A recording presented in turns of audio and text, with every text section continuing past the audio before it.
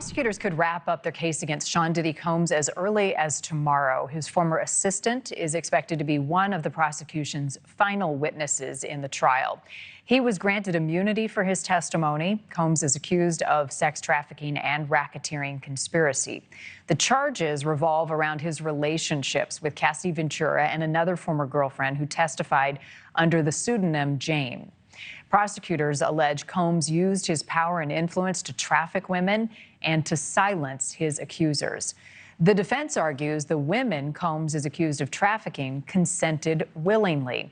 His attorneys indicated that their case could last as little as 2 days. Combs has pleaded not guilty and is not expected to take the stand in his own defense. Here now, entertainment attorney Tre Lovell, who's been following the case. Welcome back and thanks for being here. So 2 days, the defense is saying it will take to present their case. That seems pretty quick given the prosecution has taken weeks. What do you think their strategy will be?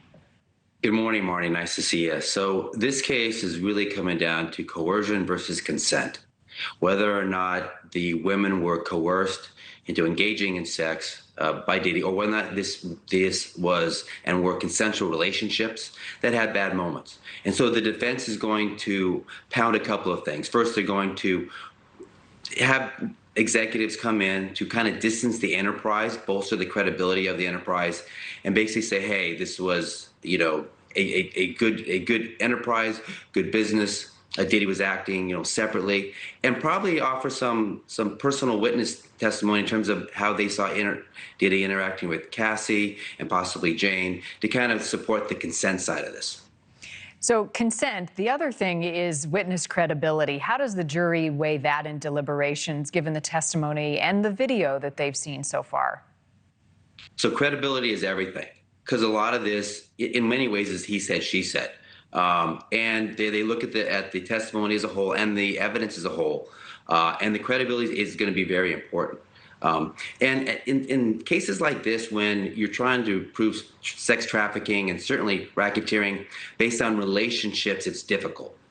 Because inherent in the relationships is a loving tone, and there's a lot of evidence that the women wanted to be in these relationships, had something to get out of it, and that's really the prosecution's biggest hurdle, and the defense is going to really exploit that. One of the other things that I've been reading, there's the argument of overreaching, that the prosecution has overcharged here. Is that a fair criticism in this case? I do. I think it's a very fair criticism for a couple of things. First of all, there's been over 60 civil lawsuits that have been filed, which means there's 60 potential victims out there. We have 2. And the first question is, why is that happening? Second, all of this is emanating from 2 women, as I said, who are in a relationship. And when you have that scenario, to try to take it to the level of racketeering and bring an enterprise into this, it just seems to be a stretch. The only charge that I think they may have a decent chance on is the prostitution charge. But with respect to the other 2, I think it's a big overreach because it's really premised on a relationship. The jury's going to have a tough job. Many have said that it's going to be splitting hairs. The judge did dismiss one of the jurors this week, Tre, a 41-year-old, due to inconsistencies with where he lived. Diddy's defense called for a mistrial then. Does that set up at least one pretty valid opportunity for an appeal if found guilty? I really don't think so, because I think the judge had good grounds to dismiss the juror. And the whole idea with alternate jurors is that they're prepared and ready to sit in case, one of the established jurors, has to be removed. So the concept is that it shouldn't matter because of the alternate jurors, they're ready to go. And to say that the dismissal was based on racism or something like that, that's a big stretch. So I don't think that's a big appellate issue. How compelling do you think, Tre, the video evidence has been in this case? And also just having Diddy in court, the jury being able to observe him and even some of the interactions that he had as of late with the judge? The video is extremely compelling. Video evidence is evidence in the purest sense, because we're watching it.